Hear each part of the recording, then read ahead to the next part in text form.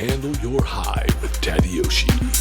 All right, welcome to the show. And today I have a special guest, Anh Vu. And now, Anh is, the reason why I asked her to be on the show here is because I saw a couple of posts, but I've been following you for a little while, because there was something that the universe was telling me. I was absolutely drawn to some of the things that you were, aside from the fact that you're beautiful, but more so than that, the things that you post, the things that you were posting, while even though most of them are related to your company and the job that you have and you work for. Tell everybody who you work for.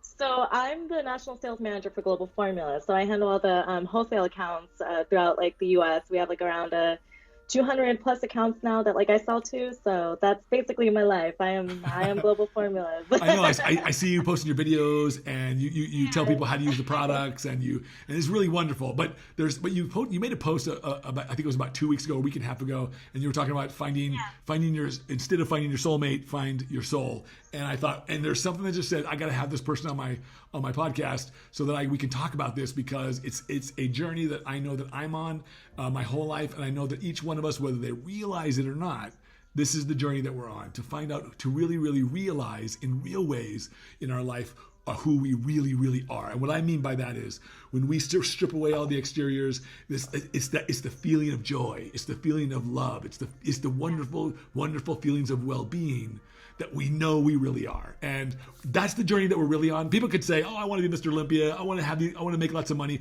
but you only really want those things because of what you think they're going to deliver to you emotionally. You think they're going to make you feel, and the content of that emotion has everything to do with who we are. Those are the wonderful feelings that we want to feel. So anyways, you mentioned you had that, you made that statement. I was like, man, I got to have her on here. And not to mention that you seem like you're like me, you got tons of energy and you're really bubbly. And I knew you, and then I come to find out, this is what I said, nothing happens by accident. Then I come to find out that you're into crystals and you're into numerology and you're into all these things that I'm into. So vortexes are going to be huge in this. I'll explain later, but I may have discovered a few vortexes. Oh, yeah. Oh, wow. Okay. Well, those are really interesting geological. It was one of the reasons why I moved to Tempe, because I wanted to be close to one of my brother, but also Sedona, which I live about an hour and 40 minutes from. And I've been up there several times now, and I just love it. I just love it. Actually, it's just such an energetic place. You can't help but feel it. Really quickly, it's 2:34 right now, the time. Oh, wow. Oh, yes, it is. There you go. Does that mean something? Do you know what that means? Oh, it does. Okay. Yeah. So I usually see numbers all the time, especially when I'm driving. I see it on plates. But if you look up the meaning of the number, in sequences, for instance, you see 111 and then you see 888, which means abundance right away. There's a message directly from the heavens coming down to you if you really pay attention to the numbers. It's really trippy, but I realized that in my journey. Oh, wow. So now I've always been curious. Now, if you see me coming down here and tapping away, it's because I take notes whenever I do my podcast. Take notes. Absolutely. Yeah. And it's because, absolutely. I have my notebook. This is going to kind of be my bullet point of my journey. So I've been recording it since May 21st, because that's when weird shit started happening to me. And I was I need to go buy a notebook. So you've been kind of chronicling your spiritual journey, and that's what this topic today is about. This topic today, I want to talk about spiritual journeys and finding this because you talk about finding spirit, but each one of us we think of our life as a physical journey, but it's really a spiritual journey because we're spiritual creatures. And so tell how did you what led you to your spiritual journey, and tell me a little bit about it. It wasn't a super rainbows and butterflies journey. Mine actually started because I had a few things happen to me prior. So a year before last year, I actually almost died. And from that experience, it was just a lot of partying, drugs, and I almost choked on my vomit one night. Oh my gosh! Hit me over. It was GHB. It was really, really bad. So it's too bad. I love that stuff. No. I, for now, I'm you took too much. I'm going to talk about MDMA. Like I said, I love MDMA. My spiritual journey is LSD influence. but that GHB, it was a complete accident. But since that happened, it snapped something in me. I was because I was going down the road of freaking partying and drugs, partying and drugs. This like industry, you know, like it can bring you down that lifestyle if you're not careful because of all the events that like you end up going to and just things like that. People, I mean, like there's like great people out there, and like I don't have anything against substances, as you can see. Like I have nothing against substances. Just do it responsibly. You know, like at the time, I was not responsible, and like that's on me. So when that happened, I actually talked to my mentor, who later I found out actually like a month ago that he's also into this shit too. Excuse my language. So like it's funny, once like you start awakening, you start like attracting everyone who has that same mindset. I think, but like I think when you get awakened, you realize that you're attracting, that what you're attracting, because I think we're always attracting. We just don't realize that it's us. We think it's everyone else. They're coming to me. That's very true. That's very, very true. That's very true too. You're like, hey, I want to talk to this person. I want to talk to that person. You know, like you just feel their energy. Yes. Your like sensitivity to energy gets extremely heightened into nature and everything. Yeah. Isn't that strange? I feel compelled to do the same thing. Really cool. Yeah. Like you were mentioning earlier, just like that whole connectiveness, you know, like you're just connected to everything, literally. It's a sense of knowing that you have. Yeah. And once you know awareness. Once you become aware, then you want to interact with it. Absolutely. Yeah. So what, like going back. Yeah, I was saying. So what was next after that? So then after that, he had like recommended I go to this like all women's Christian group with his wife Charlene, who's a stage 4 breast cancer survivor. She's beat all the odds, and she is literally an angel on earth. Like that's like the best way that I can describe her. So I ended up going back to her. And like during the whole thing, you know, like I was like really emotional because it was right after all this happened. And like I had told him what happened. He's like, you know what, I think this would be good for you. And like I wasn't looking to get into religion, but like that night, like something was compelled in me. And like at the end, he was like, you know, like whoever wants to come up and like sign their life, or I forgot the exact words, but basically dedicate their lives to God, like come on up. And like all of a sudden tears started like flowing down my eyes, and I'm like, yes, you know, like Charlene, can like you come up there with me? And like the next maybe like year or so, I really dived into Christianity. I started reading scripture a little bit more, but like I just felt like something was missing. And like that's not talking down on Christianity at all. And I actually grew up as a Catholic. I went to Catholic school all my life, like middle school, high school. It was all Catholic religion. But like I didn't like it because it was so structured. I couldn't think for myself. So I didn't even venture into religion until then.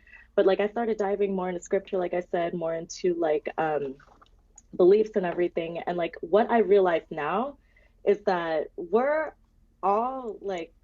we all believe in the same thing. It's just different languages. So like I believe in the truths of every religion, but like my spiritual journey started with, you know, that. So for the next year I was going to church, and then like it wasn't until, I don't know, like the beginning of 2020 that I kind of fell off of it because like I didn't feel so connected to it anymore. There is a Bible verse though that I have tattooed on my self. When you go through deep waters, I will be with you. Isaiah 4:3-2, which is ironic because 4:3-2 is a synchronicity. I didn't realize I tattooed a synchronicity on myself until then. But like I had gotten into this relationship, and then, you know, like it got really codependent. It became, I mean, like I don't want to say any names, but like it did become very emotionally abusive. And like I think that was like basically the tipping point of me going into this darkness, that like I had to realize that like I had to be alone in order to work through my problems and find myself. So like it was through isolation and darkness that I found the light. Does that make sense? It makes perfect sense. You can't really, once I've come to know this in my life as well, that especially when you have trauma, trauma and it creates a void in your life, or then you really have to, you can't fill that void with anything else but you. Exactly. You have to. It's like no one can save you. You have to do the saving yourself, and that comes with, like you said, meditation and like really doing the inner work. And people mention inner work all the time, and like at first I thought like, you know, like I had to like go sit in the grass, like shit like that. But no, it's not even that. You just got to be quiet in your room. Like, you like have to work through your shadow, your darkness, in order to figure out who you are. Because like the law of polarity, I don't know if you've ever looked into the Hermetic teachings I in do, the yes. Kabbalion, the laws of the I, universe. I Okay, don't perfect. know. We're on the same shit. Yeah, so I don't know them by heart or anything like that. But and somebody, but it's a little bit new to me. But go ahead. But go ahead. So, it's like the law of polarity, like, for instance, like a plus and a minus charge, they all exist on one plane. It's just like different levels. It's like love and hate, there's like a middle ground. There's like, but like to like those two extremes, they like coexist into each other.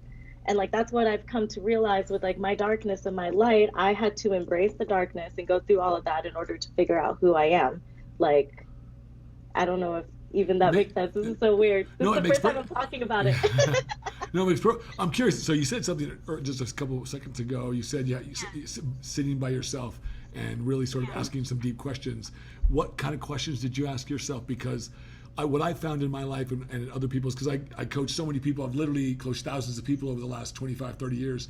And the toughest thing people have to do, I think sometimes the toughest issues oftentimes is being quiet, having that stillness, and being able to ask themselves real questions. I mean, and honestly ask themselves real questions, because none of us like to admit it's oftentimes embarrassing, or it digs up really bad emotions for many people to sit with themselves quietly and ask some really tough questions and answer them honestly. What were some of those questions for you, and what kind of answers did you have, and how did it affect I was you? more so reflecting on the trauma, like that, like near death experience. I thought about a lot. I thought about my year prior to that. Like all I cared about was, partying and drugs, and like I cared about people, but like I didn't care about their souls. I like was kind of in this self-sufficient, self-centered like space, and like it just wasn't a good space to be in.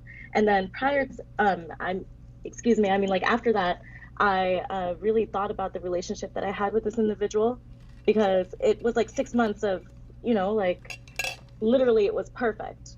And then suddenly, like this huge storm cloud came out of nowhere, and like things just kept going wrong, and like nothing that I could do was getting better. And then I realized that like one of the things that I had to work on was like I can't save anybody else, because that's the kind of person that I am. So like you really evaluate like who you are, what your values are, the kind of person that you want to be. And then you start to envision, yeah, like the person that you want to be. And you're like, what am I doing right now in this present moment to get there? And then like you begin to think of, like even as deep as I went, as deep as thinking about like growing up, like my like my parents divorced at a young age. At one point I saw my dad try to kill himself. Oh, It was just like how did really, that, really how, tough things like that. how did that affect you? To be honest, like I can like close my eyes and still see it, but like my relationship with my dad up until this year, it was non-existent. And like I would take out a lot on him Were you when mad like at I him? know like in a way, like it's kind of like this resentment, because like he had always tried to, I know parents like do the best they can. I understand that now, that like they're just trying to guide you into the right direction. But like sometimes you have to step away and like figure out that like path yourself, which is like what I eventually communicated with him, and like now we're good. I see him every week, you know. But like you just see that image of him like trying to kill himself, and it just like kind of fucks you up. Well, children, I've come to know that children have especially depending on what ages, but children oftentimes have a very difficult time processing trauma. And so they just don't have enough life experience or wisdom to be able to process it correctly, so that it doesn't, so they can't, so consequently, they can't release it. So it gets trapped in the body, it gets trapped within us, and then it manifests itself later in life in these weird ways. So the first thing that I thought of when you started to describe all your party life was, she has issues with these kinds of things with herself. It's because we children especially look at their parents, and anything their parents give them, our parents are the first people that show us who we are, and they do it Right. by how they treat us. And children read into everything that you do for them. So if you don't do something for them, or if something happens in their life, like they're depressed or they're upset, or the children think it's them. It's, you know, so it's because they just don't know how to process these traumas very well. And so then they grow up, and logically they know, but they haven't released it. And so, and then like they go through this rebellion phase, which I totally did. Well, go on. So, my like relationship with my mom, you know, like she's just very protective and like, God,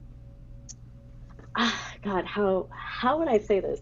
She's protective. I know she loves me. I see her here and there. I see my dad absolutely a lot more often. But like with my mom, it's kind of like a, you know, like I love you from a distance. Because like she'll try to tell me things like, you know, like you should marry rich and she's Asian. Like exactly, yes. She's very Asian, but she's also very loving. You know, like I got my heart from her. Definitely, I got my heart from her. So like now, with like where I am in this headspace, you know, like I've come to love my parents, and like if I hadn't gone through that like traumatic experience, as weird as it sounds, like I wouldn't appreciate them a lot more, because then you start like appreciating people for who they are, you know, like every single experience, even like the like individual that I had like this falling out with, and then afterwards, I mean, like the whole thing was just bad. I don't really want to get too much it's not into it. Yeah, exactly. It's a very small part, but like basically it was like the catalyst of all of this, because like it forced me to be alone. It forced me to be by myself. He moved out. At first it was like very hard for me, because like I was so used to having somebody there all the time. And like once I got into meditation, I started to read, I started to write. Writing has really helped me a lot. Oh man, I love writing too. You know that. I love writing. Yes. And like since I've been writing, you know, like and reading, meditating, listening to music, music's also huge for me as a release too. I've grown to love time with myself, and me like too. and like appreciating that time with yourself and realizing that you're never alone, because angels and guides are always looking out for you. You tend to crave that alone time now. Yeah, you know, and I feel like being in that solidarity and that like isolation, and like it's not necessarily an isolation, because like I said, you always have forces working for you, especially if you're being guided by them into the right direction, and like you're actually taking the steps to like grow grow your inner self, then like you're never alone, you know. No, so. yeah. Well, you hear it said all the time, like we're connected, we're all connected, we're all one. And as a matter of fact, that's one of the themes that one of my friends who went on a DMT journey some time ago, he recanted. He said I said, what was one of the big things that you got out of it? He said, well, when I came out of it, he said, one, I didn't have a lot of anxiety that I had before. I knew, and I coached him for a long time, and he was a very anxious kind of guy as his personality, very type A, always doing lots of stuff, owned several businesses. And he said, when I came back, he said, I just didn't have the same anxiety. I just didn't worry about it. I didn't care about the same shit anymore. I said, why? He said, because when I went through this journey, he said, I went in, I don't know if you know anything about DMT, but when you take DMT, it disassociates your ego in your head. So he said, man, it was like I blasted off into a spaceship out of this universe into a completely different reality. He said, I'd lost my body. I was not the person that you see before you. I was something else. He said, nothing else mattered. He said, all it was, he said, the best way I can describe it is, he said, it felt like love. And he said, and I realized. You become love. He says, I realized in a second, like right then and there, that I was connected to everything. He says, and I was everything. And he says, and he came back, and that's kind of exactly the way he describes it. So that's what I think what people mean when they say we're all connected, because beyond this body, like we experience this life through this body, but it's not really us. As above, so below. Have you heard that? I've heard it. I've never had it related to something like this before. But, so basically, as above, so below, what's going on above the heavens translates directly to what's going on here in this space. So like we are all sent here from God to be essentially God, if that makes sense, to live like God, to live in love, to live in light. So like we basically just reflect off of what's going on in the heavens, and when you start channeling and when you start recognizing this, that like we're all connected, that like we're connected to the universe, then our actions start to change. And like a crazy thing about that is like there's a parking spot next to my apartment. It's parking spot 456. And like the license plate of the person who drives the car, this is insane. The person who drives the car, it's 543. And like that's, I was like, is this a visual representation of like as above, so below? Like, so the spot is what's going on? The parking spot is what now? 456. 456. Like the label of the parking spot on the car plates is 543. And Wow. I was born at 5:43 a.m. No, you weren't. So Wow. But yeah. wow, so if you added them all up, it would be the license plate is 2, 3, or 3, 4, 5, and then 5, 4, 6, or 5, 4, 6. It's 456 is the spot, and then 543 is the car. So 3, 4, 5, 5, 6, 5, 4, 4, 5, 6. 543. What are we doing? Are we adding? Are we playing with? I was just trying to see if it made. I was just trying to see if it made a linear trek like 3, 4, 5, 6. Ah, got it. No, it's just like different meanings Okay. and everything. Which like I record everything, so like I haven't committed, you know, like all these numbers to memory because there's so many numbers and I'm still learning. There's like a few that like I know and everything, but yeah, it's ironic because like I was born on 543. Oh, you were? Wow. Well, here's the funny thing. Or no, like 5:43 a.m. Let's see. This numerology stuff always like fascinates me. I don't know enough about it. So, but I would be interested. Like, what do you know about, like, for instance? Well, side note, I'm a Gemini. I think we talked about this. And I love my Geminis. And I'm also an identical twin. I was born in June 5th. That's amazing. But I was born a month premature. I should be Cancer. And if you look at my personality, when I look at when I contrast the person, I absolutely fit the Cancer profile. That's amazing. I do not fit the Gemini profile. That's amazing. And then when you go to the Chinese calendar, zodiac calendar, I'm a dog. I fit that profile to a T. I fit it to a T. To a T. So it's really Both are dogs. I love that. I know. Oh yeah. I didn't. I don't know what. I don't know all the details like everything. But when I've read it, I'm like, oh yeah, that's me. That's me. That's me. You know. Yeah. Like the loyalty. Yeah, And I just I have a thing with this. Like I'm loyal to a fault. Some people have said like that's just I can't help it. It's just who I know to be. I forgive easy. I don't hold grudges. I just don't believe in it. As you shouldn't. And like that's why you're so positive all the time. That's what I really like about you, Ted. Oh, thanks. Really like about your personality. So tell me what the number 12 means, because I picked this number as my lucky number. I remember I was in college. I was 19 years old, and I was going to my one of my favorite classes with one of my favorite professors, who I ended up doing an independent study with him. He became one of my major professors later because he was a world famous Jesus scholar. So he died a few years ago, but I studied under him and I wanted to be like him. And I remember I was going to his class and walking in the rain at Oregon State University, and I'm like, man, I don't know why this was in my head. I'm like, everybody's got like a favorite number. Like, I don't have a lucky number. I'm like, I'm gonna pick one. And I get to my class, we sit in class, and we're doing this exegesis in the New Testament. It happened to be a New Testament course because he was a Jesus scholar, and we were looking at the Book of Revelation, and it just happened to be that day. And he's like, and then he spouts off, well, the most commonly used number in the Book of Revelation is number 12 because the Jewish people believe it's a perfect number. I'm 12 apostles too. 12 tribes of Israel. Yeah, the 12 tribes of Israel.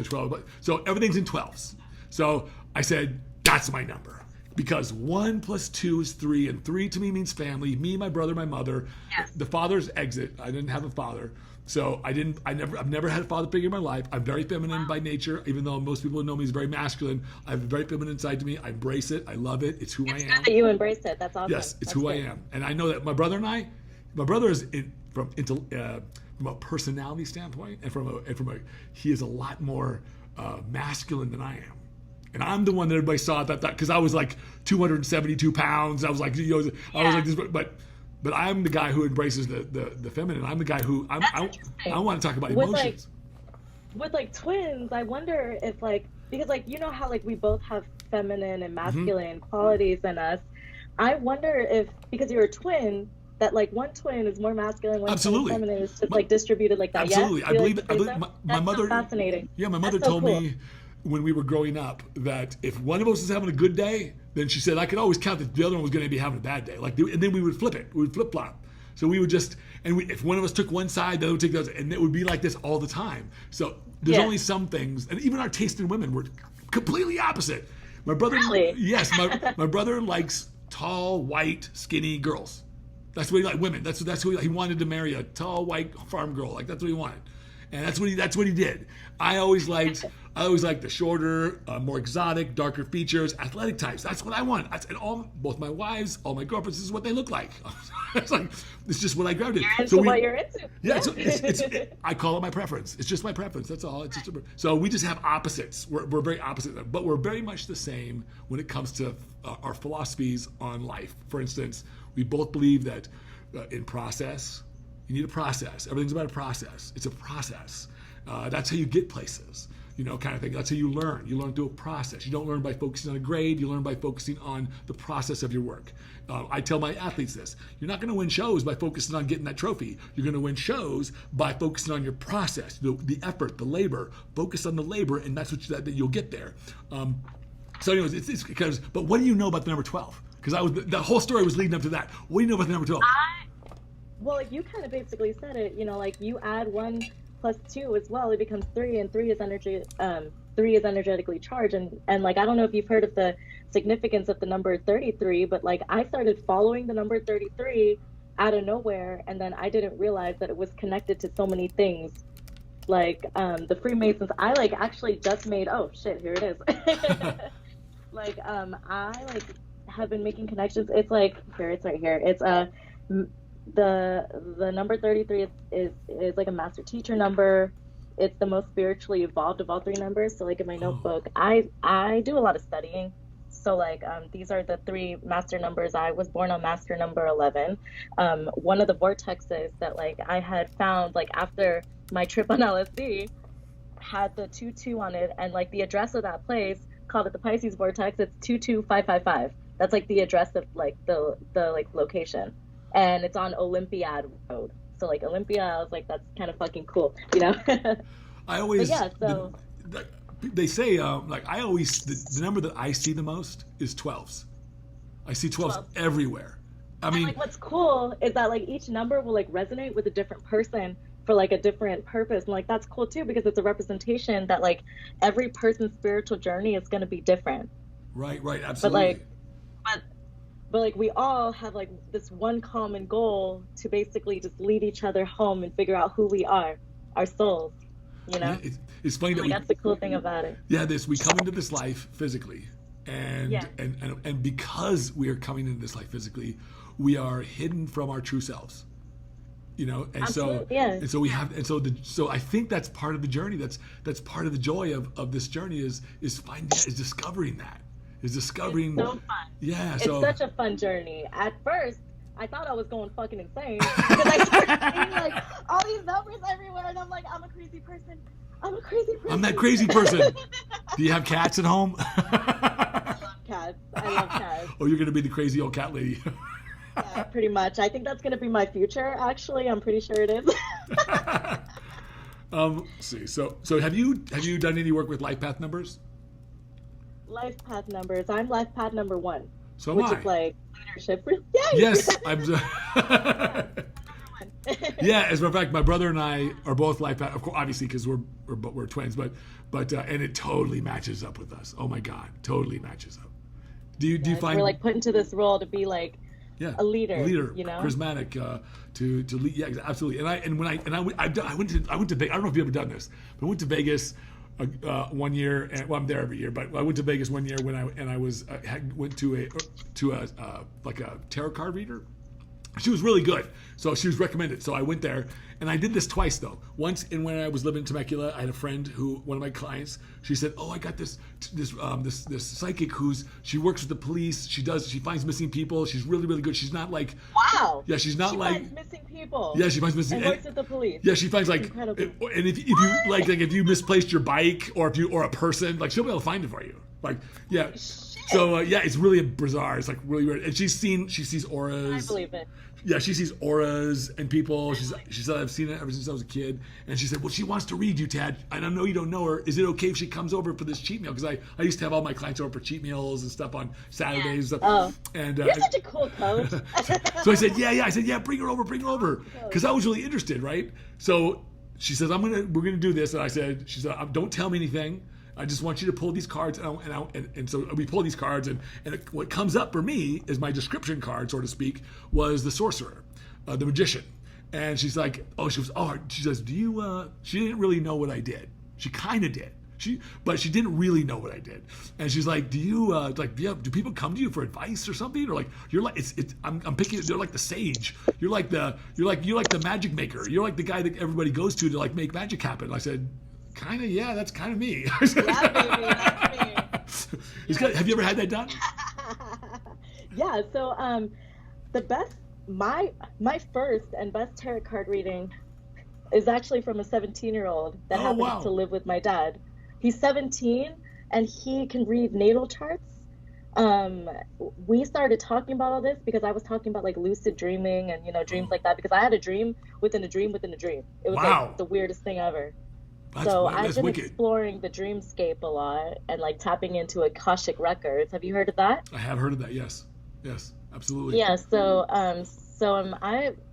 for a while I was like diving a lot into my past life, because I do believe that a true understanding of your past definitely translates to your purpose here in the future, because it like makes you recognize what you're supposed to be doing. I think we build. Yeah, exactly. And like you learn about all these karmic things and relationships like you've been through in the past. So what you can do to change it. When you had the reading, what did it tell you about you? I'm curious. So the tarot reading, I just had questions about like, people in my life and stuff, and like he would draw the cards and he'd be like, this one represents this sign and that person was that sign, and I was like, whoa. So like he kind of uses it, like to like life advice, like the first card is past, the middle one's present. Yes, the last right. one's future. Yeah.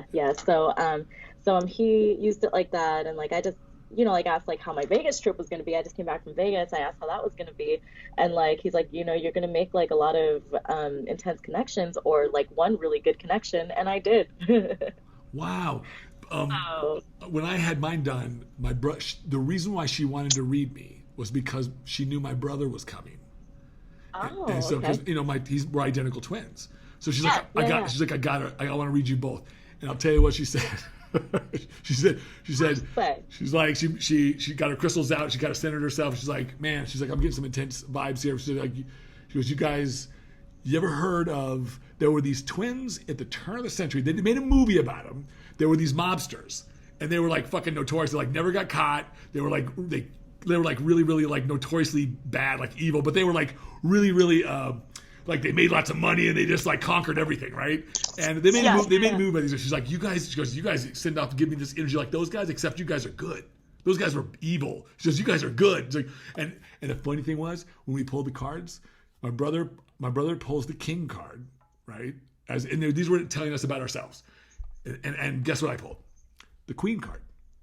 Really? Yep. And she said, they're really the same thing. She said, don't get, she said, they're really the same. Those cards, they mean the same thing. She's like, but it was just interesting that I now find out that, and now I'm like, no, I'm the feminine. When I interact with my brother, I'm the, and then she said, like, you're aware now, it's like, I'm that feminine side. I'm the feminine side, but he says, my brother will, like, for instance, I just become a lot more, aware of how this duality works in my own life. And I've embraced it because I really love it about myself.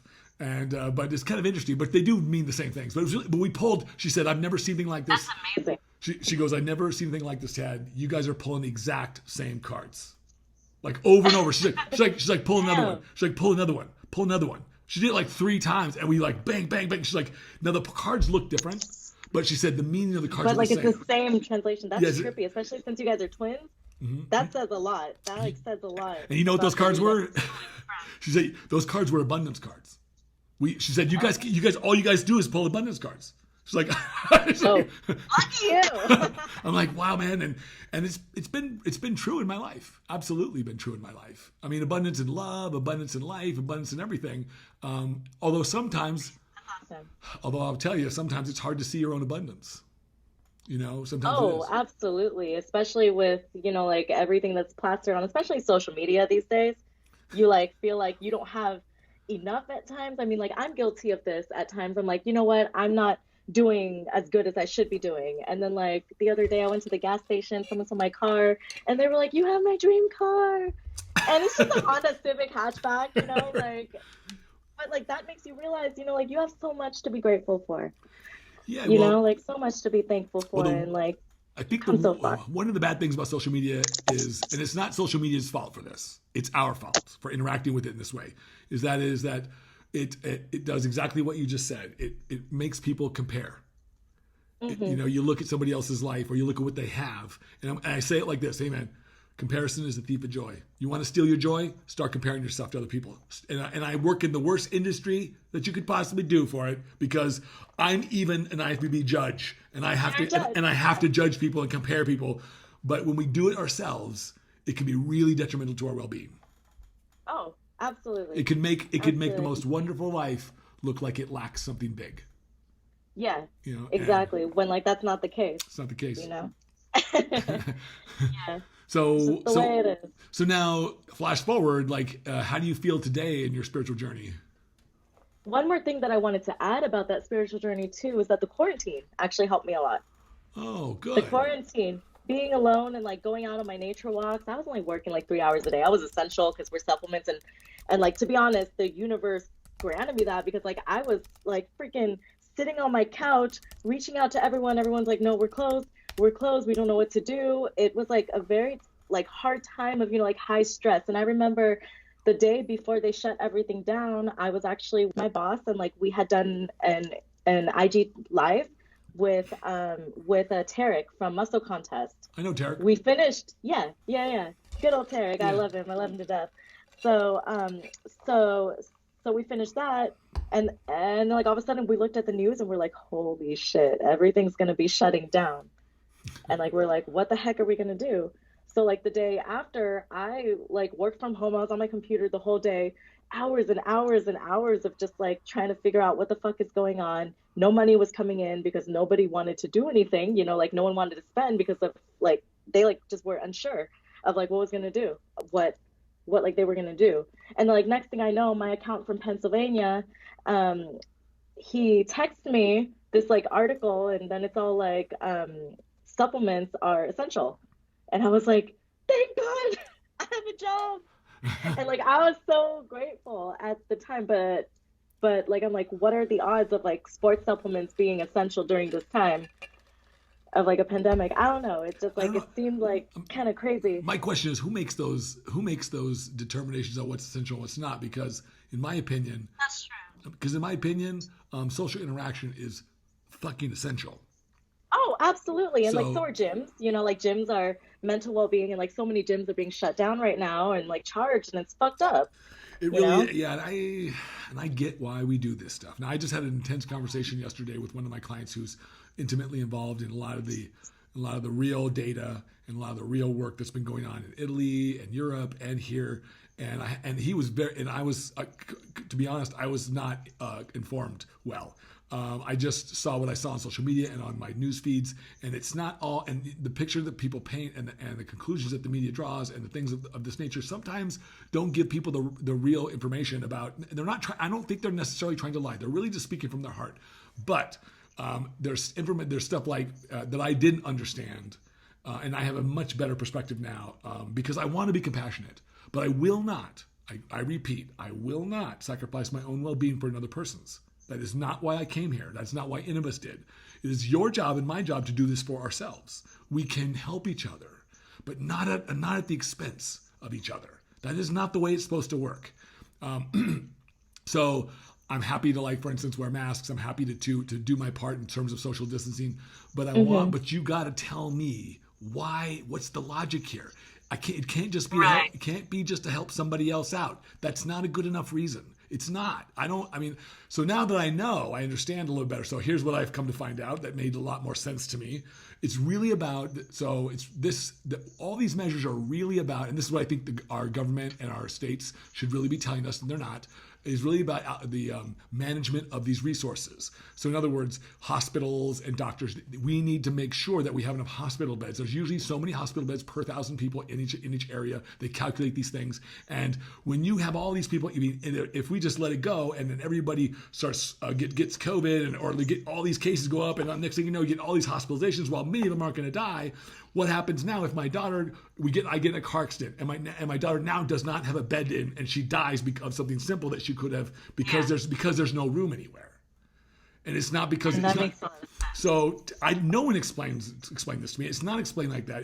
They tried to make it's explained in a way that says we need to focus on compassion, and I agree, we do. But it's not compassionate to tell me just to follow orders. That sounds like dictatorship. Yeah. That sounds like something else. And man, and I know what this country is formed. I know the history of my country. I know my Constitution. And I'm sorry, but the way that my concern was always, and I made a post about this last weekend when I was in Salt Lake City judging the show. I'm going through the airport, and I'm in the plane. I'm watching people wear masks. They're afraid to interact with people, and it made me feel sad. It made me feel sad because I'm like, man, we shouldn't live like this. And to save a few, that's not a good enough reason. But now, but amongst this other information that I got, now it sounds a little nicer to me. Now I can get behind that. I can get behind being compassionate because now I can see the greater cause. Whereas before, it's like you're asking me to, because the death rates on there's a death rate on any flu and cold every season. Elderly people die all the time. People with that is not unusual. That what's unusual is that COVID is very virulent. It spreads very, very quickly and very, very easily, and it's the most unusual sort of a virus that we've seen in a long time. And so it makes it really difficult to contain it. And so if we just let it go run amok, we're going to have all of our medical resources consumed, and then we're really in up shit creek. Yeah. So had they explained something, they kind of explained some of that, but not in the detail that I needed. I need to know more. Yeah. Like, that's just me though. But my mother would have told you that growing up. And like you explaining it right now was like explained to me better than like anything that I've glanced at the news. I mean, like, I don't really watch the news. I just, read up on articles here and there. If it pops up, I just can't, because like you said, you're full on blown like empath. So am I. So like, I definitely have to, be cautious of what I choose to be put into my brain. That's right. It's smart of you to do that. It's smart because I described it this way to people. Your brain is the most complicated, sophisticated neural network on the planet. And every time you think a thought, every time you see something, every time you interact with something, every time you have a memory, every single thing that happens to you in your life from the minute you're born to the day you die is like dropping a line of code into the operating system of your life. And so your operating system of your life is continually being updated every single moment. And so if I'm putting in bad code, ask any programmer. Garbage in, garbage out. If you put bad code in a program, you're going to get a bad output. And so like these days, I don't even watch the news.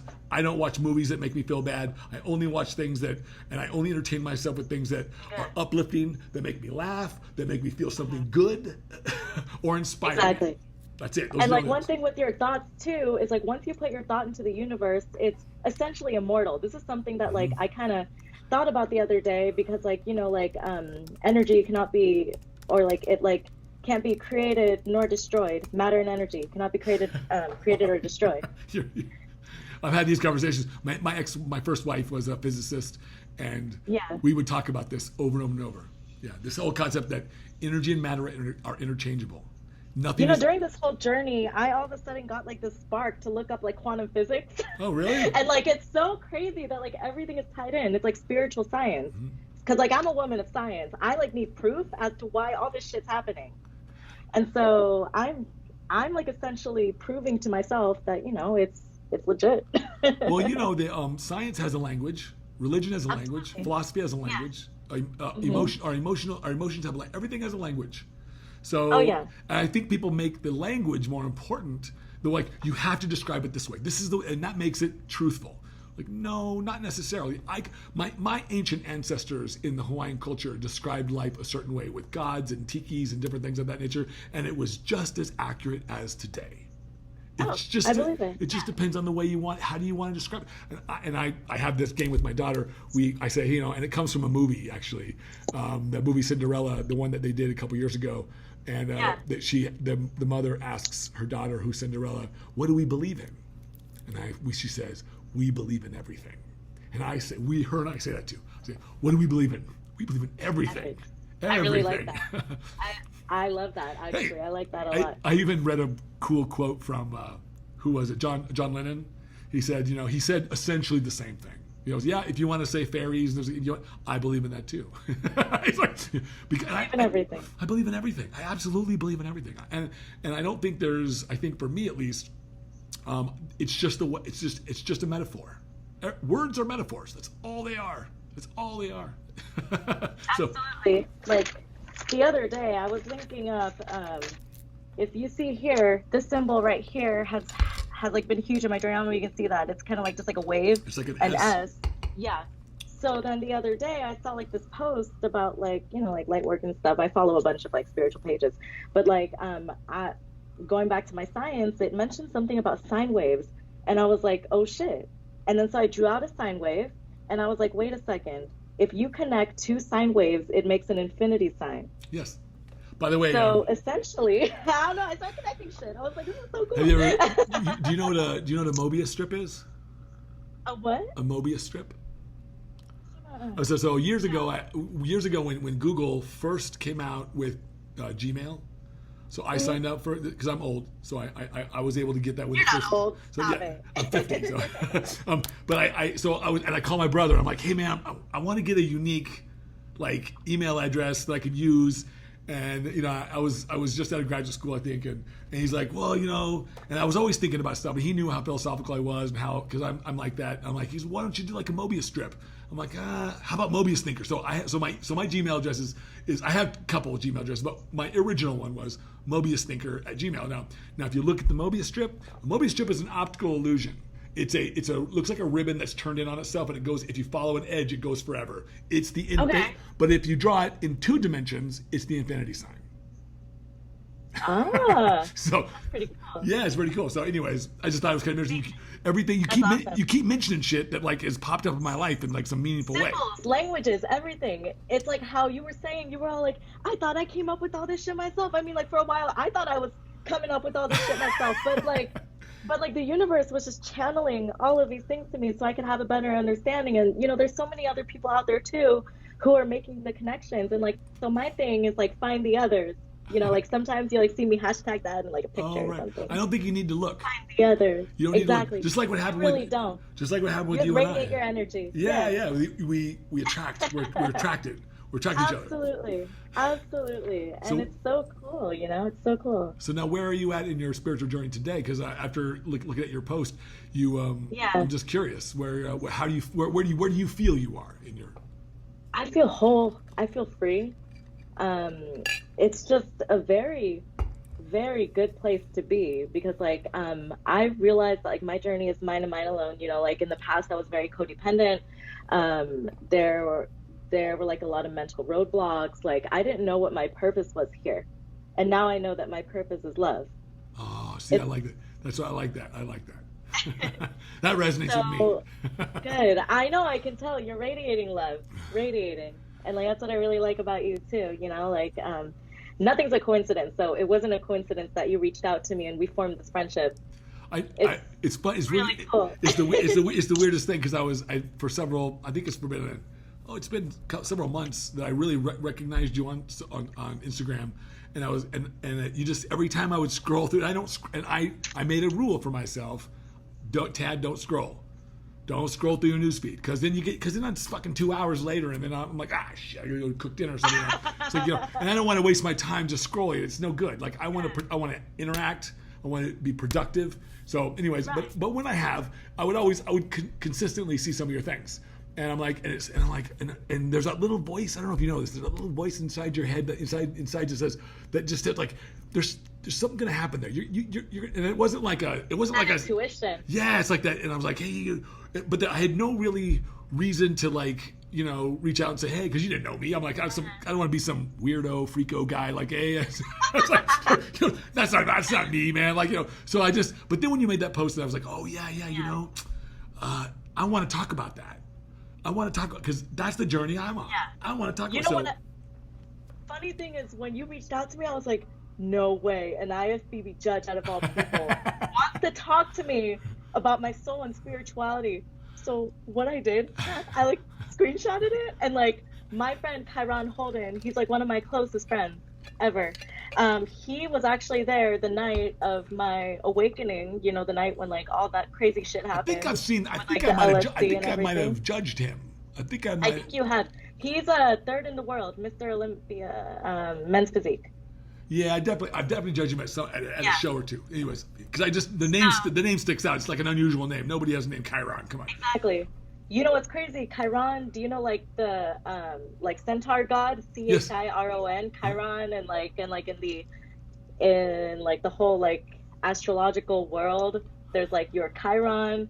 It's like pronounced the same way. It's fucking trippy. It's so trippy that like I happened to meet him, and like we started talking about the spiritual journey. I didn't even know he was this deep into it, and like he basically taught me a lot that I know. So like I owe him a lot. He's like a friend for life.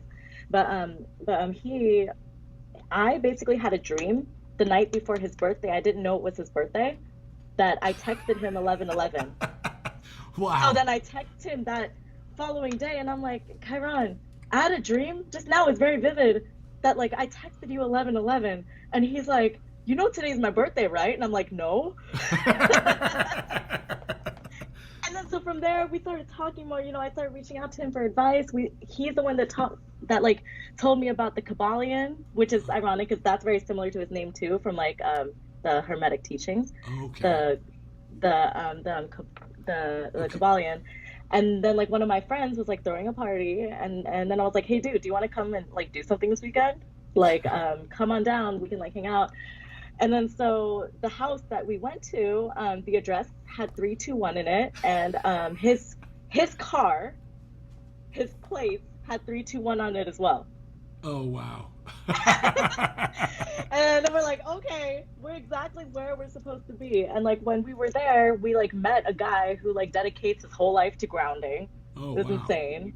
Wow. And like just like the environment there was like insane. But like we're like, out of all people and things, we happen to meet this guy who like literally grounds his bed for his kids and everything. Like his life is grounding. I bought a sheet. I don't know if you know about these, but I bought a bed sheet that you ground it to an outlet. You know, you ground it out, so you could sleep on a grounded. You could sleep grounded, and so every night I have my bed is grounded. Wait, there's like something that you can buy? Yeah, so it's a sheet. You can buy pads like these, but I didn't want a pad because what if you roll up? What if you like I move around, or if I move around or something, and they say put your feet on it. I'm like, well, what if I just put my whole body on? So, and I found these sheets. Well, I found these bed sheets that I got them on Amazon. And they weave into the bed sheet I think it's copper or something, some kind of wiring, and then there's these little snaps that you snap on these grounding wires, and then you plug it into the grounding part of your outlet in your bedroom. What? And then it's that easy because that grounding part goes right to the ground outside. Yeah. So and then you can even test it. They give you a little tester that shows you that you're grounded. So I'm like, fucking good. So yeah, so you can. I think it was like $80. Cool. Yeah, it was like $60 or $80. It wasn't that expensive, so it's totally worth it. Send me a link. Yeah. I got it. Like I said, I got it on Amazon, so I'll send it to you.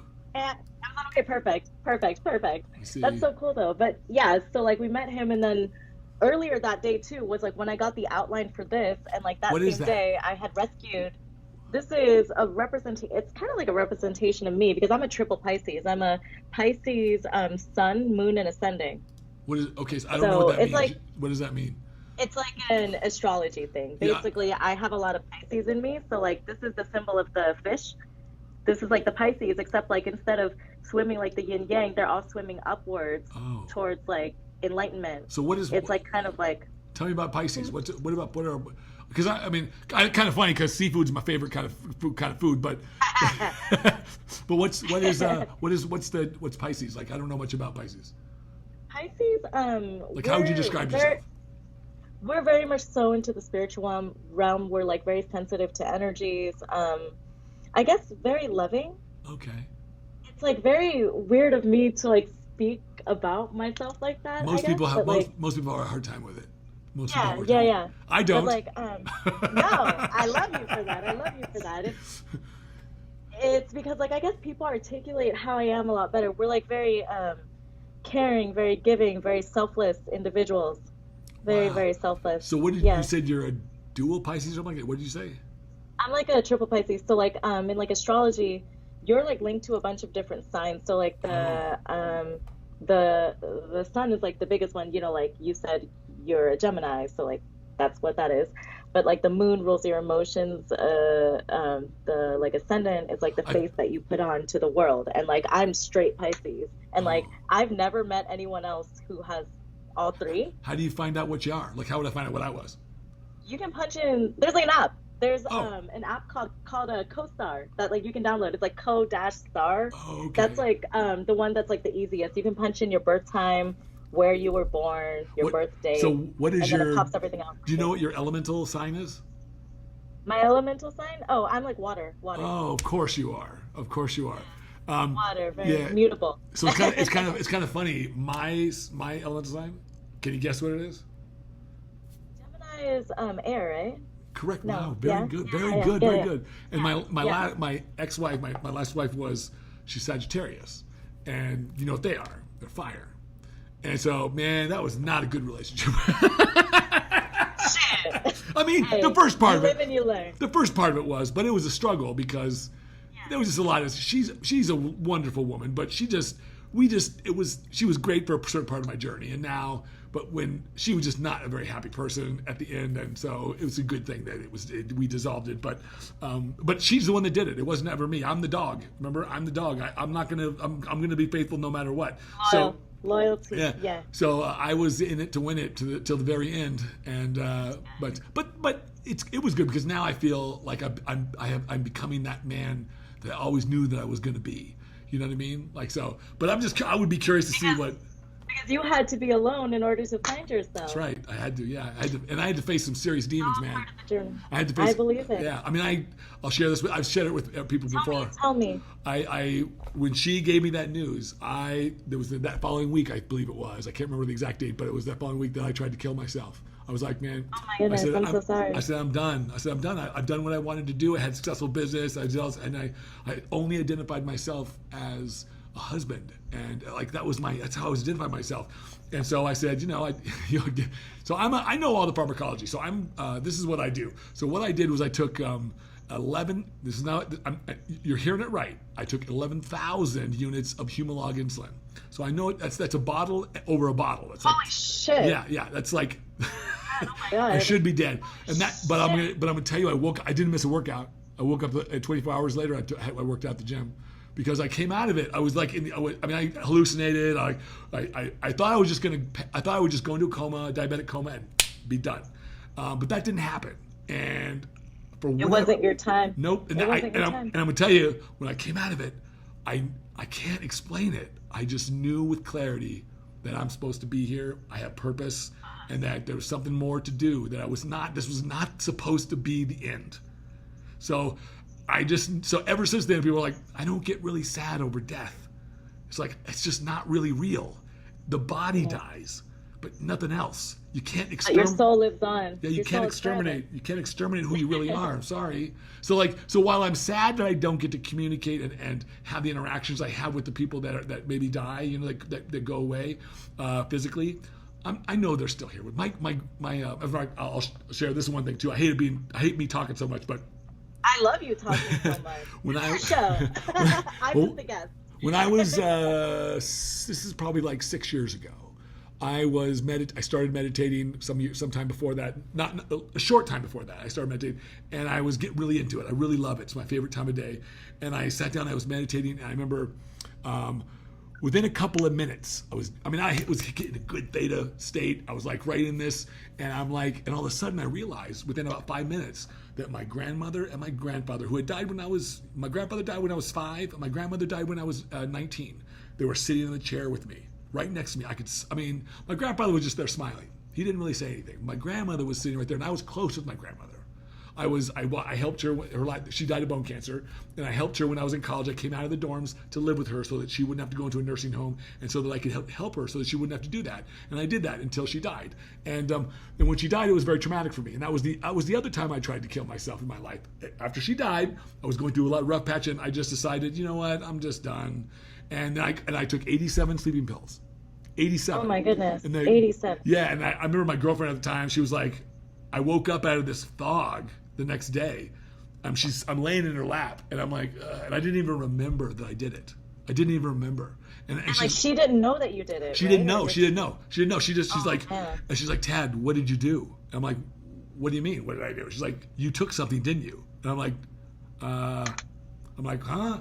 And she's like, and she had called like the toxicology people at the hospital, and they're like, you need to bring him in, you need to bring him in, you need to bring him in. And she's like, I can't do that, because her dad was a detective in the town, and he was away. He went away with his wife to like a weekend thing, and I'd come over for the weekend to stay with her, and like we were gonna hang out and stuff. And she's like, if my dad finds out you tried to kill yourself in my house, he's gonna be fucking pissed at me. Oh my God. But I was like, shit. yeah, but I swear, back then I would have told you that. Oh, here's the freakier part. That was the weekend, that same night, my grandmother passed away in the nursing home. Really? And I swear, man, my grandmother helped me. I was like, I knew. She pulled you through. She was like, Tad, what the fuck are you doing? And then, flash forward a couple more years. You know, I'm a firm believer that once I'm actually going to be. I was talking to John De La Rosa yesterday. He was on my podcast, and a lady reached out to him to work with groups with men, these men who have like PTSD or who have like depression, toxic masculinity, all these issues around this kind of stuff where you can't talk about your feelings. You can't, because she had some tragedy with her brother or something, that he'd killed himself. And I'm like, I got to be part of these people. I got to do what I can. Because I've been in these places. And once you go to those places once, you'll go again. If you don't know who you are. And I didn't know who I was when my wife told me, I'm done. And I was like, okay, well then that's a hard place to be in. That's hard. And I said, well, I'm done too. So I didn't tell her that. I didn't even tell anybody anything. I just tried to do it.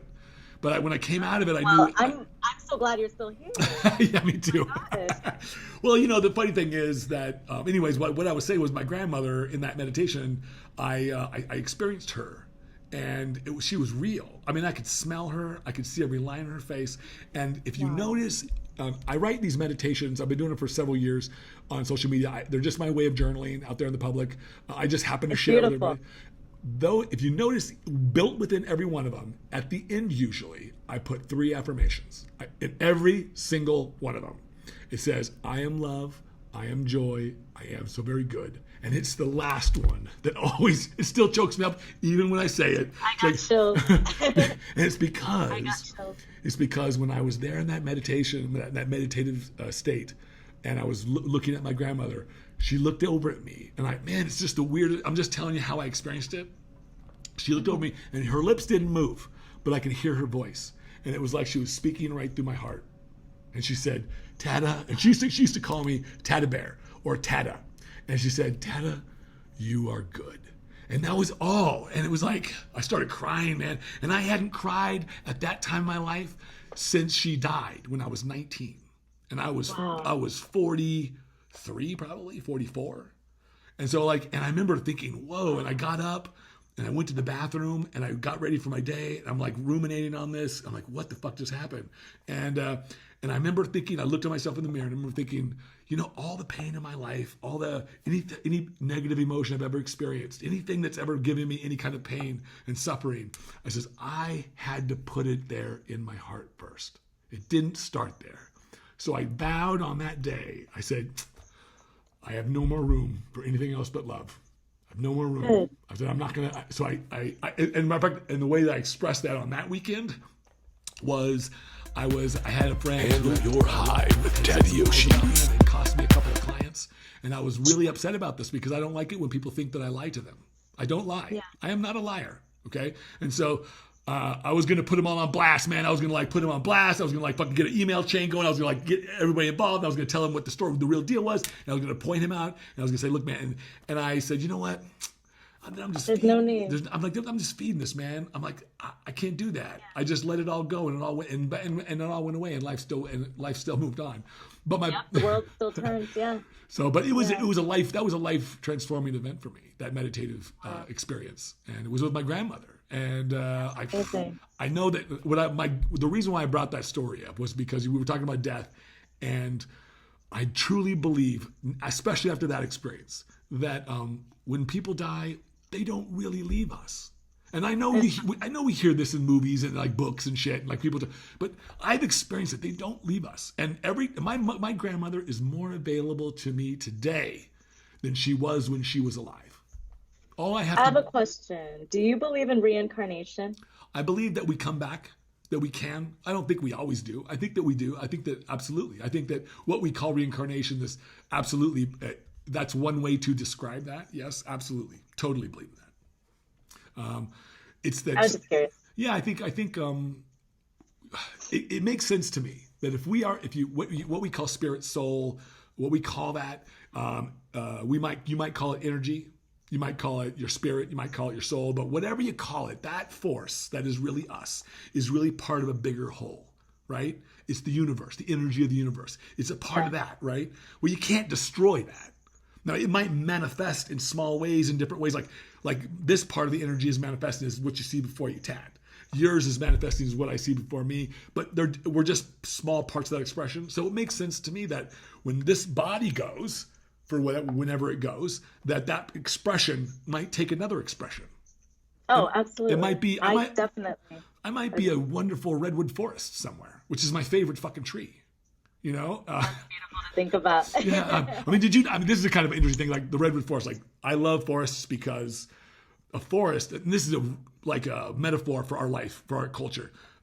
Trees, when you look at a forest, you think, oh, look at all these trees. You look at the individual trees, you realize, oh yeah, they're part of a big group, but you can focus on the trees and you think that, oh, I could just chop this tree down, but it doesn't really work that way. So if you go down under the ground and you go to the root systems, all of a sudden you realize really quickly that none of those trees exist on their own. Oh no. They're all interconnected. It's a community. You can't even distinguish. You can barely distinguish one root system from another. I mean, they're literally sharing nutrients, and so that's why they watch those trees very carefully, because if they get a fungus, if they get a disease, it'll wipe out the whole forest. So, and that's what happened. And I think what a great analogy for our society today. That's beautiful. It really is. It really is. So we may look like individuals who exist in communities, but if you go down deeper, we're fucking connected. And you can't, one of us can't, that's why Jesus in the Bible, and I'm not a Bible quoter, but that's why Jesus in the Bible, these euphemisms come up, like, if one of us is hurting, well, really all of us are really hurting in some way. Like, so there's no way around this. We just may not feel it we might not feel that pain the same way, but we are, man. The guy across the world in China who suffers, just because I don't know his name and just because I don't know his pain doesn't mean I don't feel his hurt. I absolutely feel it. I just don't know that I'm feeling it all the time. I just don't know. Oh yeah. I'm just not aware of it. Sure. So once you do become aware of all the emotions, though, you like start to recognize which one's yours and which one is not, you know? Yeah. And like that allows you to basically separate it when you need to, but like also realizing that like your love and light can like do this ripple effect and like ripple through the other roots and, you know, like impact the world. And that's exactly what you're doing, Todd. Well, and like that's exactly what we're trying to do too. We're like trying to, you know, like radiate this love to take away the pain. Yeah, well, to like overcome it. I like to think of it like, it's a wonderful way to put it, but I like to think of it like, because pain exists because we put our attention on it. Pain exists because we deny ourselves who we really are. So really, the consciousness thing. Yeah, we create it. Pain is not part of the universe that is innate to it. Love is. Love is it's the energy that makes everything, right? That's what I believe. But pain is when we deny ourselves some of that, you know. And so I think that when we realize, when you sort of awaken, you realize that if I embrace who I really am, then there's no pain. There's no suffering. That's why. It's like, That's why we're the kind of people that we are. I think it's a wonderful thing. Now, so, before I forget, what does the so you were gonna talk about we had this small, we were tertiarily talking about MDMA, so like because I have to say, like I've talked about Right. I love going to festivals, raves. I love EDM. I love dancing. I will dance from sunup to sundown. Okay, to me, it's the most natural expression of joy I could think of. I love the culture. I love dancing. Yeah, I don't you? About it. I miss it. That's the one thing I miss right now because you can't. I know. I miss festivals so much. Oh man, so like, but I'll be honest. Every time I go, I'm usually doing MDMA because the way that I describe it is this: is that it makes me feel like the real me. Like this is the me. I get like all those egotistical barriers that I put up in life, where I'm now I'm just because if you go there and you're with me, you're gonna get a hug. Sorry, man, you're gonna get a hug, man, because this is who I am. This is who you are. Absolutely. I think that like it basically takes down all the barriers of self-doubt and like really opens up this channel for you to, like you said, be yourself and express love without like any hesitation or shame or anything. And like that's what I like about it because it helps me to group my thoughts together too. I'm a talker. I'm a total talker. Oh, I get that. Like, I know you are. I like sit down with the person. We have these like deep heart to hearts, you know, like one thing that I like doing is like I actually like rolling with like close people. Oh yeah. And like I won't do it any other way. I feel too much of the other energies. You just take your chances. You take your chances. But I mean, like in like an environment, like outside of a rave too, if like you're just at home with someone that you love and care about, it's almost like therapy. Oh man. You know? Well, actually, I don't know if you know this. I don't know if you know this, but originally when that drug was designed in the 60s, in the early 60s, it was called the marriage drug because it was originally used by psychotherapists to help in small amounts to help couples connect. Because it does exactly what you said, and absolutely, when you roll with someone you love, it's like all the barriers come down. You connect in a more intimate way, and it's not even about sex because you can't really have sex on it. I mean, girls can, but guys can't. So it's not really about this. It's not a sexual thing. It's more of an and I'll tell you, man, if there's one thing I know about myself, and I crave connection. I crave it. It's what motivates me, and it's what made me want to be a coach. It's what made me want to do what I do. It's what makes me want to get out there and go to festivals because I love the connection. And actually, I come to find out later, my brother, who's a professor here at ASU, he's also a dean here. He has a colleague that he introduced me to. She's a twin researcher, and it was really, really cool. She does. She's a twin too, identical, and she written several books. And she was like, oh, she wanted to have us over for dinner. And she's like, oh yeah, bring your brother. And I'm like, oh cool, I can come. I'm like, cool. So I go over there and I start talking to her and she's like, and she starts explaining. I was like, hey, I want to hear about your research because I'm really interested in this because I felt like being a twin has been such a one a blessing, and two, I want to understand it better because I don't have the same relationship. I've always, like all of my girlfriends, all my wives, I've judged my relationship, my connection with them with my connection with my brother. I want to something similar, you know. So I can't. It's hard to achieve that. I grew in the womb with him, like you know, like I don't. We don't even have to hardly speak, and we know what we're talking about with each other, you know. And so telepathy. Yeah, it's like we used to finish each other's sentences when we were kids. Like people used to get freaked out. Nobody wanted to play Pictionary with us all through high school and stuff because we would just crush everybody. I would draw like three things and be like, you know, like Gone with the Wind. Yeah, that's it. It's like, that's amazing. But she said twins live in a twin life that's filled with connection. So she said they almost all of them crave connection their whole life, and it's hard for them to get because you can't experience the same kind of connection that you experience. Because we were one egg. We split and became two people. Fraternal twins, there are two eggs that grow simultaneously. We were one person, and then we split. That's amazing. So it's like a double egg yolk. Yeah, exactly. Well, kind of. It's like it's like one yolk. It's like one egg becoming two. You know. So it was. So that's why I always feel like, yeah, you know. Or yeah, double yolked egg. I said that totally. Whoop. But it's what I mean. Yeah, I know what you mean. So, but that's what I definitely crave the connection, and I think that whenever I've used MDMA, wow, you can just, it's like it facilitates this.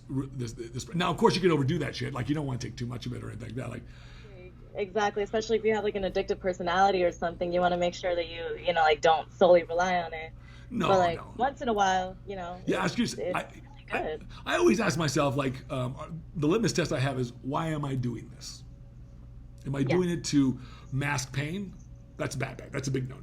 Like, if you're doing it to mask pain, like cover up some pain. Oh, I don't feel so good. Let's go drink. I don't feel so good. Let's go smoke some weed. That's not, solve the pain first, and then go smoke some weed. Solve the I pain. agree.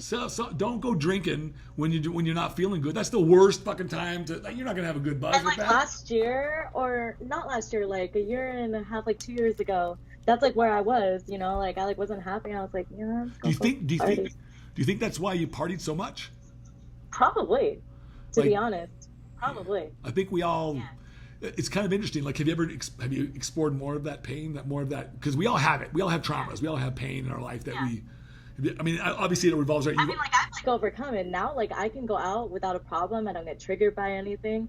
But like I don't like seek to go out. It's just like if there's like something going on, I'll stop by if I feel like it. If I don't, then I don't. I listen to my intuition on what to do now. So that's like definitely helped me. I've been doing the same thing. It's really amazing that you say that. I've been. I used to not trust it. Yeah. And now I'm just like. That's why it's like.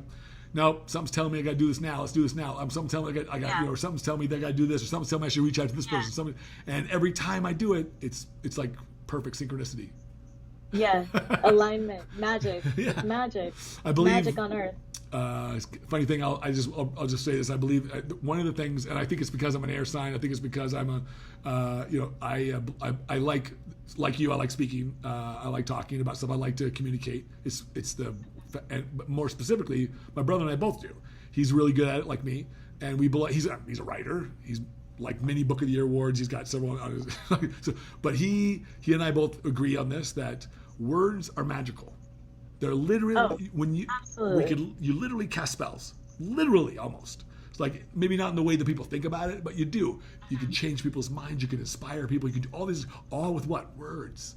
And I think it's so important to like, that's why I used to get I used to get into arguments with my ex-girlfriend. She was a different personality. I love her to death, but she wouldn't hear the specificity of my words. And I'm very specific with the words I choose all the time. I don't choose lightly. But I've just gotten in the habit. I'm just good at it. So like, it happens very quickly oftentimes. So you'll rarely hear me use what do you call them? Man, I'm blanking. The words that are indefinite. So things like never, like you never do this. You'll almost never hear me say that, because and even then I said it almost never. Because I don't like using because always, never, those words, always, forever. Well, they're inaccurate. There's nothing. There's nothing that's always. There's nothing that's never. Like I used to hear this a lot in people's banter with their relationships. Oh, you never do this for me. Is that really true? Never, ever. It's like it's just over exaggerated. It's a hyperbole. It's just emotion. Yeah, it's just a hyperbole. They're using it to make a point. But when you hear it, that's not what's heard. That's not what's felt. And so that's why I'm very specific about the words I choose. And I used to always get in that debate with her, because she'd say, oh, well, you always do this. I'm like, oh, wait. Or you said this. I said, I didn't say that exactly. I said this. This is exactly what I said. And so she would never remember that. And I think that's important because they do. They can enchant us. Words can be, and they're just metaphors for what we mean. If we could just get like a data dump, it would be easier, right? Like I could say, here's an idea I got. Freaking like. So now, do you? I didn't know. So do you? What festivals have you gone to? This is kind of an off question, but I'm just curious. Yeah, it's all good. I love talking about this. So, back in the day, like EDC, Day of the Dead, what's like Escape? I've been to a lot. I've been to EDC a couple times. You've been to Ultra in Miami? Ultra, no, I haven't been to Miami. Have you? I've been to that one. It's a great one, awesome one. I got to see Steve Aoki. That was my highlight there in that one. Nice. My favorite, and rest his soul, is Avicii. He was actually my favorite. he was my first person that I rolled to and everything. So like I have this, you know, like You're connected with emotional that connection one. to him. Oh yeah. I'm very, very connected to Avicii's music. He was like my all-time favorite. What But genre? So now, what genre do you like? I like everything. Let me see. I like I mean, I like it all trap too. music. Okay, okay, Trap music I really like. I love trance. okay. Trance is really good. And like just the fucking feelsy songs with the singing, you know? Oh yeah, you like you like the house. Slander is really good. Slander Okay. is really good. I love Slander. And like house music, yeah, like Armin is really good. I love Armin van Buuren. He's one of my favorites. Yeah. Yeah, I'm. Cascade. What about you? I like all the genres, but but the one you'll always see, I'll hit the hard stuff in the beginning, and then because I want to get my energy level up fast, and then by the time 1 or 2 o'clock rolls around, I'm spending the next 4 or 5 hours with trance. Trance is awesome. I just like it. I'm just. You literally get into a trance when Yeah, like man, you like, listen to trance and like you're just like in your own little. This is why I'm here, man. I'm here to like be in my bliss, you know. And it's great when you can do it with other people who enjoy it too. It's really wonderful. But I don't need it.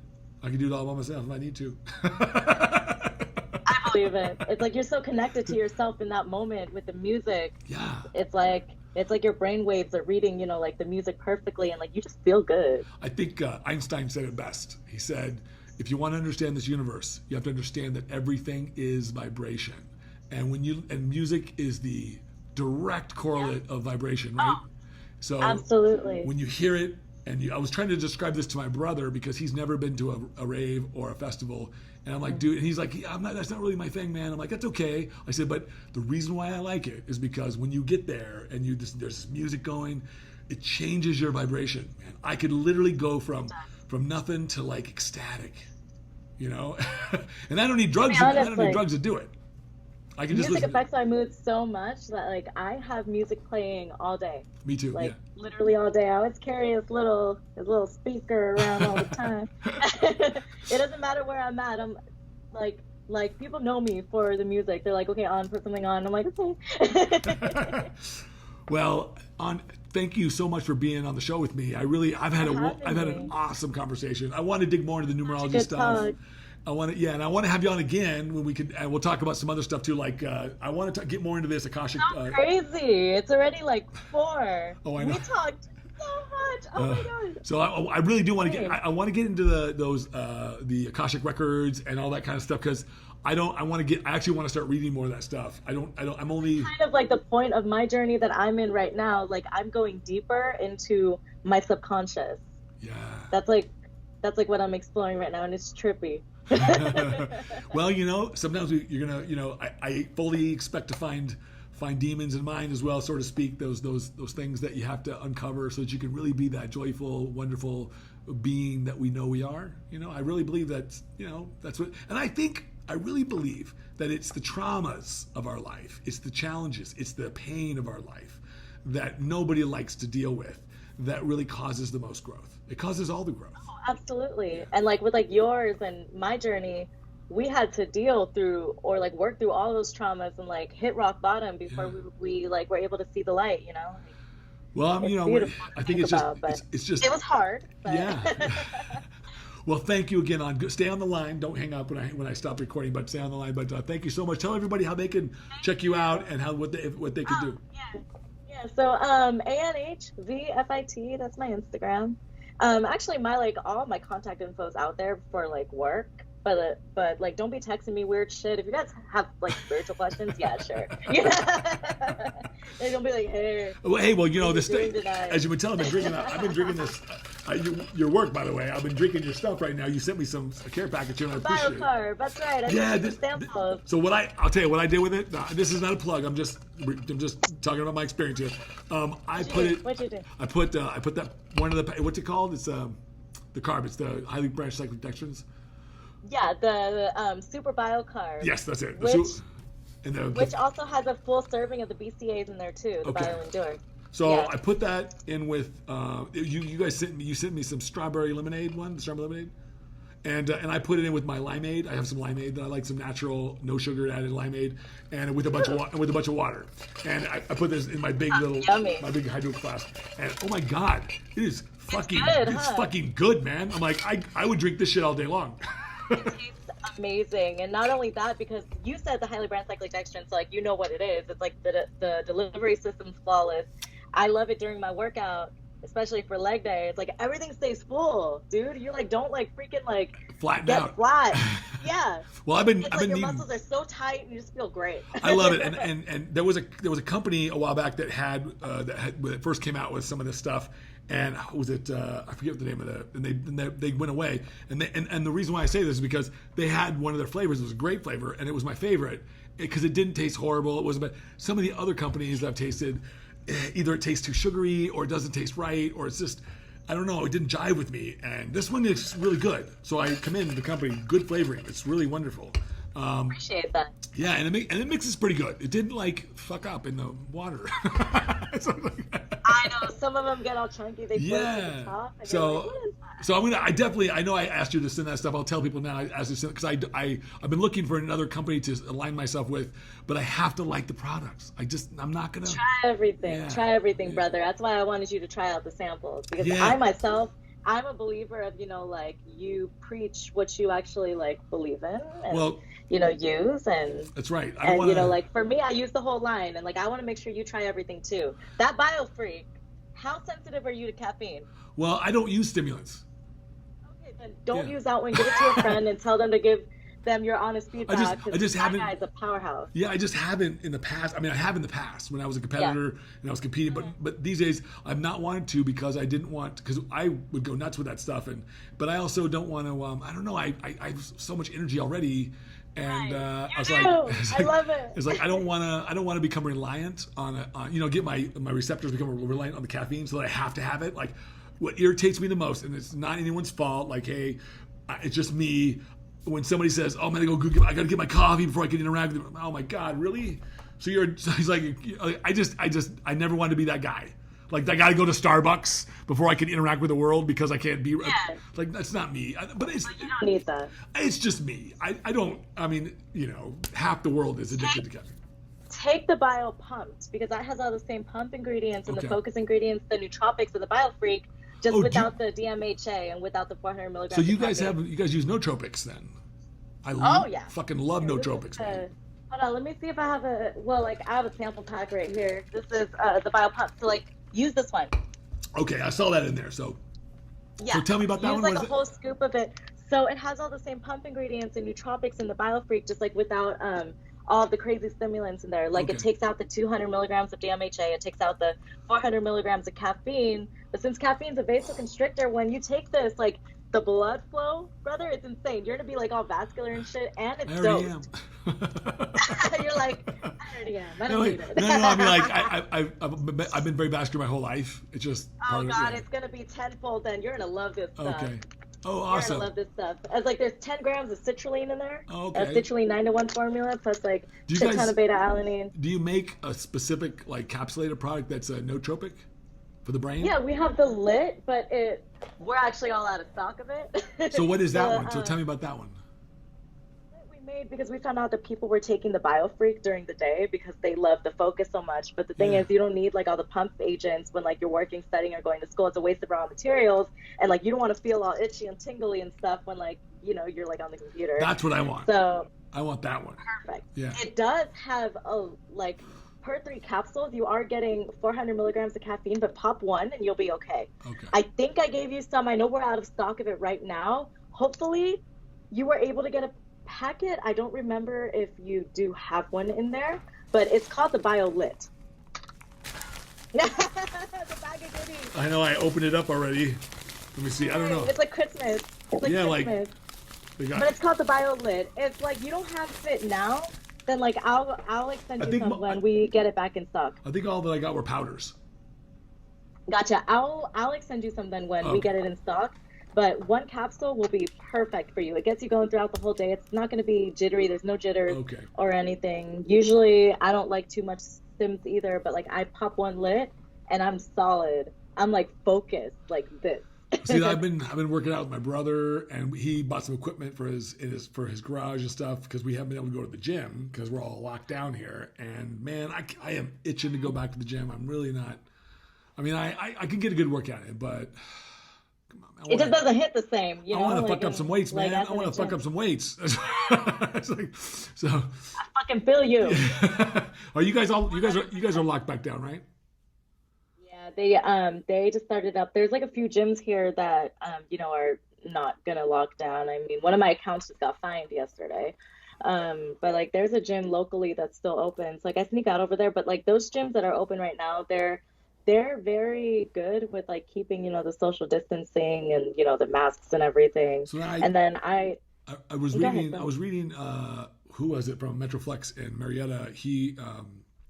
And I know him. With a beard. Anyways, he was saying he converted his gym over to this private membership club kind of a thing. So it's a private thing now. So it's not like a normal gym anymore. So now, Exactly. so he could Exactly. keep now he can stay open. So I train with Derek, my coach, over at Self-Made Corona, and they're private training too. As soon as you walk in the door, you get like your like temperature check. You have to like sign in, and then like the trainer is with you the whole time. They walk you to the back.